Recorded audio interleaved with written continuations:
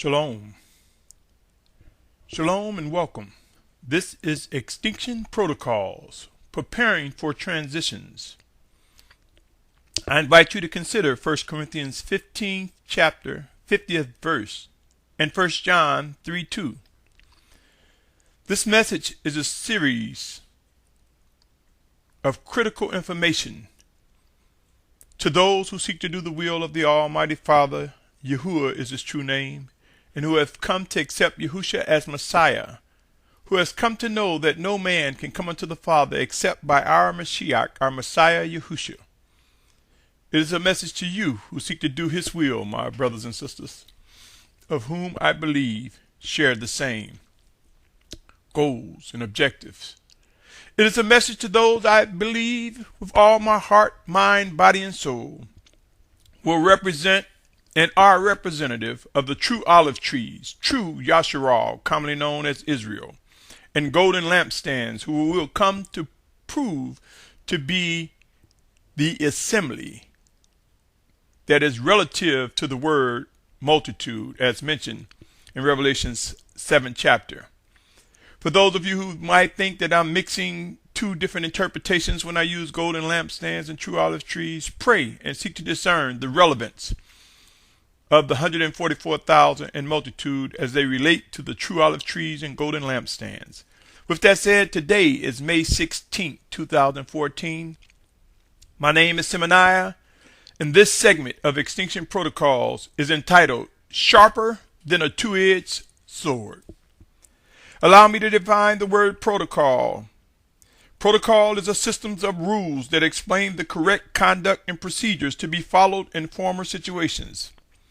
This new series will prove to reflect necessary protocols as they relate to man's extinction, or it could be worded as a time of transition. Pray and watch, my brothers and sisters. Hebrews 4:12 reads, "For the word of Elohim is living and working and sharper than any two-edged sword, cutting through even to the dividing of being and spirit and of joints and marrow, and able to judge the thoughts and intentions of the heart."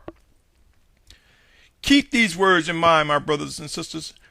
I also want you to reflect that we are vessels of the Most High, that the Spirit of Yahusha dwells within us. We have been joined as one by the Spirit of Yahusha with the Father. And while he dwells in us, he will use us, and he will prove Hebrews 4:12 to be true as we journey forward towards our final exodus, and with each passing moment. My brothers and sisters, there will be those among us who will be ordered to press forward and thrust in the direction in which we are led by the Most High. Let us come to trust that this body of one in Yahusha will function correctly and righteously. Consider the tip of an arrow, the point of a sword, as well as the edges of an arrowhead or sword. When either of these weapons are used, they are designed to cut, pierce, and penetrate as they press forward, as they are thrusted in a specific direction. Allow me to direct your attention to the characteristics of each of these. If you look closely at an arrowhead or sword, you will notice that they are very pointed and have sharp edges, meaning that the number, the width, and the depth of its tips and its edges are much thinner or lesser than the body of the arrowhead itself or the body of the sword itself.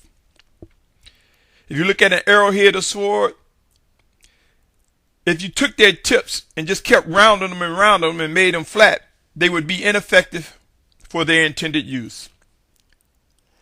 My brothers and sisters, I read how the word of Elohim is living and working and sharper than any two-edged sword, cutting through even to the dividing of being and spirit and joints and marrow, and able to judge the thoughts and intentions of the heart. I read this from Hebrews 4th chapter, 12th verse. Have you forgotten that the Most High Father Yahuwah, through his set-apart Spirit sent in Yahusha's name, dwell in us? Remember, he who dwells in us has allowed us to be restored into his fellowship. And I submit to you, my brothers and sisters, just as the characteristics of an arrowhead or sword have keen points and sharp edges, so will we witness such characteristics among those gathered for the final exodus. There will be a small few who will be leaders and guides. There will be a group who will protect and guard and cut through as led by the Spirit of Yahushua. We will see actions that if they were described or envisioned clearly, it would be the action of a thrusting arrowhead or a sword with a sharpness that's beyond our comprehension, as we will witness trails being blazed, seas being calmed to make way for the final exodus of those who will be among the ranks of the children of obedience, as well as trails being blazed and made open, and seas being calm for those who are ordered as martyrs to be in specific places. We will witness this occurring, my brothers and sisters. Prepare, for there will be those among the chosen leaders who will be tasked to face forward, look straight ahead, and do not continue to go backwards trying to make sure everyone is together. Trust, my brothers and sisters, trust that as we mature into a living relationship with our Mashiach, our Messiah, there will be those ordered to represent first fruits, press forward, be as the points of a sword or the tip of an arrow. These individuals, they may appear to be insensitive and uncaring because they won't keep looking back to make sure everything is okay and making sure everything is happening correctly. But it is the power and might in the words of the Spirit of Yahushua that will make things correct. I assure you, if all of us constantly looked back and went back in an attempt to save others, we will not progress forward to fulfill scriptures. Just like there will be chosen leaders who will be tasked with pressing forward into trails that are being blazed and seas that are calm, there will be elders and counselors and leaders and teachers who will be tasked to watch over and provide for the incoming, the converted, those who are stumbling, the slow and the weak, and more. There are many tasks that await us regarding our final exodus, and we will learn how to press forward. We will learn how to come away from falsely judging those who may not have the time for us because they are tasked to press forward. They may not have the time to go all the way back to the beginning and say, well, this is how the name came to be true, or this is how I came into righteousness. For they may be tasked to face other challenges. So, my brothers and sisters, be mindful that we are not quick to call them arrogant or proud. Be mindful that we don't falsely say that they are insensitive or they are in the flesh. For there will be those called to move forward, to press forward as this final exodus demands movement and actions. There will be forced transitions during end times, my brothers and sisters. Recently, I believe the Spirit of Yahushua was directing me to look forward and not get entangled with conversations with people who are not hungry to hear from Him, where the Most High, the Spirit of Yahushua, the Most High Father, through His set-apart Spirit sent in Yahushua's name, it was as though He was instructing me. If He showed me, if He revealed to me that a person is just want to fuel their own argument or confident in their own actions, to do not waste time entertaining conversations that are unfruitful. It was as though the Spirit of Yahushua saying, you will know those who hunger after righteousness, for the signs of those who hunger for righteousness will include individuals who will ask questions, many questions, individuals who seek direction, who desire truth and righteousness, who desire true and righteous guidance. There are so many brothers and sisters confident in their walking positions, but in various ways they try to push their own state of mind onto others. I have witnessed individuals who desire to talk, but at the very roots of their conversation are elements of wickedness and evil. Some are unaware of the strongholds of them. In order to be used as a servant who exhibits actions sharper than a two-edged sword, we will demonstrate focus and obedience, of which many will label falsely. We will come to realize that we must cut off a weed, cut off wickedness at its very roots, as it is made known to us and as we are guided and led by the Spirit of Yahushua. To one is given to lead, while to another a different task. Let us come to grips with the enormous diversity and complexity of our callings and chosen position, and yield to the living guidance and orders from the Spirit of Yahushua. All too often, my brothers and sisters, I have witnessed people state that a person can't do specific tasks, only Yah, or only Yahuwah, or only the Almighty Father, or only the Spirit of Yahushua, or something like these words are being used.